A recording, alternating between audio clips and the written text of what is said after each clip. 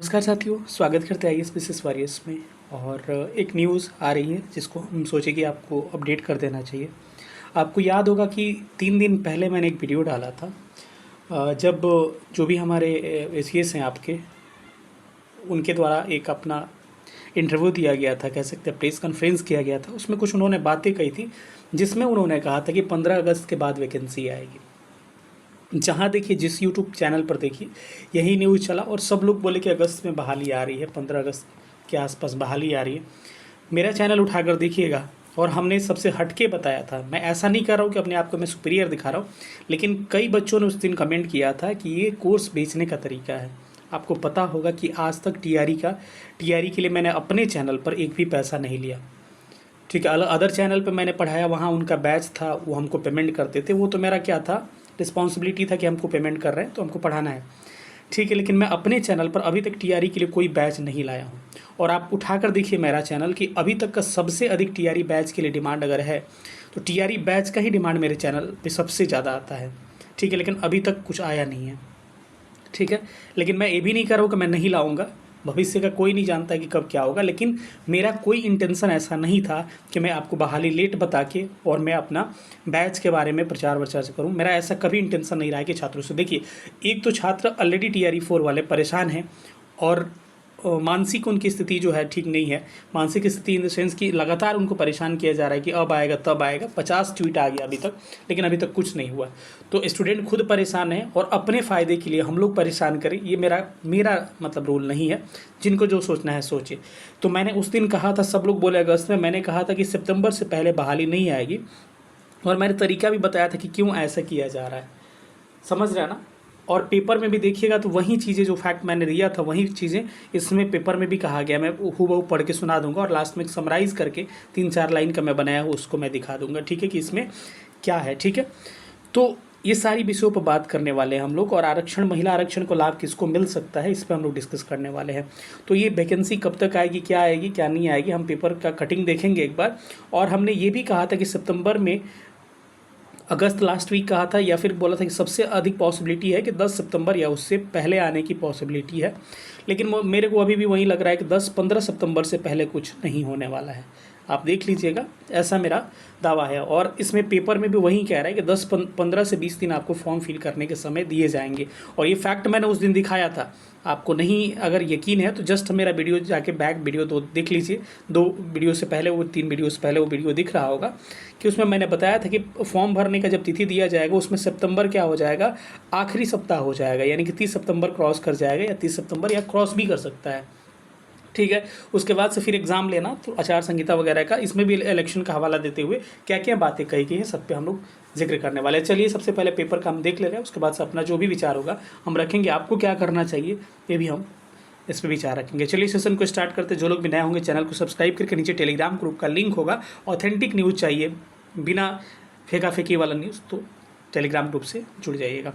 चलिए सेशन को स्टार्ट करते हैं। चलिए, इस न्यूज़ पेपर कटिंग अगर आपको समझ में नहीं आ रहा होगा, अगर ब्लर है तो मैं पूरा पढ़ के सुना दे रहा हूँ। लिखा है कि जिलों से रिक्त पदों की संख्या मिलते ही BPSC को भेजी जाएगी अधियाचना। अभी बताइए, जिला से रिक्त पद आया ही नहीं है, फिर BPSC को अधियाचना जाएगा, उसके बाद से BPSC उसको देखेगा। बहुत सारी बीच की प्रक्रियाएं होती है, सामान्य प्रशासन विभाग, फलाना ढिमकाना, उसके बाद से नोटिफिकेशन निकाला जाता है।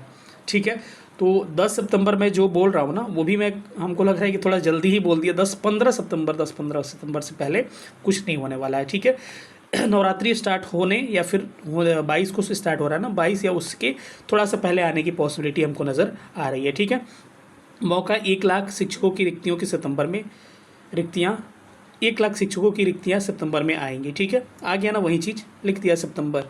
देखिए पढ़िए आगे, राज्य के सरकारी स्कूलों में लगभग 1 लाख शिक्षकों की बहाली प्रक्रिया सितंबर में शुरू होने के आसार हैं, अभी आसार हैं। ठीक है, इसको लेकर शिक्षा विभाग जिलों में रिक्तियां ले रहा है। शिक्षा विभाग को अभी तक 9 से 12 तक के लिए विभिन्न जिलों से 25,000 पदों की रिक्तियां मिल चुकी है। यानी कि TGT और PGT के लिए 9 to 12 के लिए 25,000 रिक्तियां मिल चुकी है। यानी कि 25,000 सीट तो कंफर्म हो चुका है कि TGT PGT मिला के आएगा। अभी बाकी है, अभी भी होगा। उसमें रिक्तियां विषयवार ली जा रही हैं। जिलों में रोस्टर के हिसाब से रिक्तियां मिलने की मिलते ही शिक्षा विभाग बिहार लोक सेवा आयोग यानी बीपीएससी को अधियाचना भेज देगा। कक्षा 1 से 12 तक लगभग 1 लाख रिक्तियाँ आने की उम्मीद की जा रही है। अभी प्रारंभिक स्कूलों के लिए शिक्षकों की रिक्तियाँ नहीं आ सकी, अभी आया ही नहीं प्राइमरी वाला 6 to 8 वाला। शिक्षकों के तबादला और बीपीएससी के तीसरे चरण में अध्यापक बहाली के चयनित अध्यापकों के योगदान की प्रक्रिया में अभी भी जारी है। ज्वाइनिंग के लिए 31 जुलाई तक का मौका दिया गया है। टीआरई 3 के तहत चयनित सभी शिक्षकों की ज्वाइनिंग और हाल में विभिन्न कोटि के शिक्षकों के स्थानांतरण के बाद रिक्त बची सीटों की गणना की जाएगी। इसके बाद खाली सीटों की गणना करने के बाद फिर रोस्टर के हिसाब से पदों का आकलन होगा। रिक्तियों की गणना में यह देखा जाएगा कि बहाली 1ली से 5वीं, 6ठी से 8वीं, 9वीं से 9वीं, 10वीं, 11वीं और 12वीं कक्षा के शिक्षकों के कितने पद खाली है। जाहिर है कि इस प्रक्रिया को पूरा करने में कम से कम 20 से 25 दिन का समय लगेगा ही, और लगेगा, अभी और लगेगा। ठीक है, 30 तारीख के बाद 20-25 दिन जोड़ लीजिए। जानकारी के अनुसार अगस्त में बीपीएससी को रोस्टर के हिसाब से अधियाचना चली जाएगी। इसके बाद सितंबर में बीपीएससी वैकेंसी जारी कर योग्य अभ्यर्थियों को आवेदन लेगा। माना जा रहा है, कहने का मतलब ये है कि देखिए अभी हेड टीचर और हेडमास्टर वाला भी ज्वाइनिंग हो रहा है, तो उसमें भी जो पुराने शिक्षक है उसका भी सीट खाली होगा, तो सारे एडिंग की बात कर रहा है ये। ठीक है, उसके बाद से कह रहा है कि माना जा रहा है कि ऑनलाइन आवेदन भरने के लिए अभ्यर्थियों को कम से कम 15 दिनों का समय दिया जाएगा। ठीक है, वैकेंसी आने में देरी के कारण विधानसभा चुनाव के पहले टीआरई 4 के तहत शिक्षकों की नियुक्ति प्रक्रिया पूरी होने की उम्मीद कम है। देखिए ये कह रहा है कि पूरी होने की उम्मीद कम है, कम से कम ये कह दे कि एग्ज़ाम होने की उम्मीद क्या है। ये पूरी होने का कहने का मतलब ये कह रहा है कि फाइनल रिजल्ट की बात कर रहा है। लेकिन मेरा फिर से मैं अपने अनुभव के आधार पे बता रहा हूँ कि मुझे अभी भी लग रहा है कि ये सितंबर लास्ट तक फॉर्म भरवाएंगे आपको। अगर 15 सितंबर तक अगर बहाली 10 से 15 सितंबर तक बहाली आ रही है तो 15 दिन जोड़ लीजिए, यानी सितंबर लास्ट हो जाएगा या अक्टूबर फर्स्ट वीक हो जाएगा बहाली आने में, फॉर्म भरवाने में। उसके बाद से कम से कम कुछ दिनों का समय तो दिया जाएगा ना, या अक्टूबर हो जाएगा। फिर उसमें आपको उधर विधानसभा चुनाव के लिए जो अधिकारी होते हैं उनमें क्या होगा, थोड़ा सा उनका प्रॉब्लम हो जाता है, बिजी शेड्यूल हो जाता है, या फिर आप आचार संहिता की बात कर सकते हैं। सबसे बड़ा प्रॉब्लम, अगर आचार संहिता में करा लीजिएगा तो करा लीजिए। लेकिन देखिए सबसे बड़ी बात है कि मैं तो ये कह रहा हूँ कि एग्ज़ाम जो है, मुझे लग रहा है मेरा पॉइंट ऑफ व्यू से, मेरे सबका पॉइंट ऑफ व्यू अलग हो सकता है, ये इलेक्शन के बाद एग्ज़ाम कराने वाले हैं। लेकिन बात ये आ रही है ना कि अगर आप दबाव बनाएं, ट्विटर कैंपेन करें, हम लोग आपके साथ हैं, लगातार आप दबाव बनाएं, तो हम भी चाहते हैं कि इलेक्शन से पहले आपका एग्ज़ाम हो जाए, क्योंकि सरकार बदलेगी, फिर बहुत सारी प्रक्रियाएं चेंज हो जाती है। ठीक है, लेकिन ये सरकार को तो इतना हो जाएगा, हमने बहाली निकाला था, लेकिन नियुक्ति प्रक्रिया होगी किसी और सरकार, अगर सरकार बदल जाती है, अगर बदल जाती है मैं बात कर रहा हूँ, ठीक है, कुछ भी हो सकता है, तो नियुक्ति प्रक्रिया जो होगी वो किसी और के गवर्नमेंट जो होगा उसमें होगा। तो ये सारी चीज़ें थोड़ा सा ये लगता है, नेगेटिव लगने लगता है वर्तमान सरकार को कि अगर हम नहीं आए सत्ता में तो फिर क्या होगा, किसी और द्वारा ज्वाइनिंग लेटर दिया जाएगा। ठीक है, तो इसको देखते हुए अगर आप लोग डिमांड करते हैं, विधानसभा चुनाव है, लगातार ट्विटर कैंपेन वगैरह करिए, तो कोई ना कोई दिमाग लगा के जल्दी से वैकेंसी निकाल के और एग्ज़ाम बस ले ले एग्ज़ाम। ठीक है, बाकी सब चीज़ें तो हो जाएंगी, एग्ज़ाम कम से कम ले ले, वो अच्छी होगा। लेकिन मेरा पॉइंट ऑफ व्यू मैं पहले बता चुका हूँ, सबका पॉइंट ऑफ व्यू अलग हो सकता है।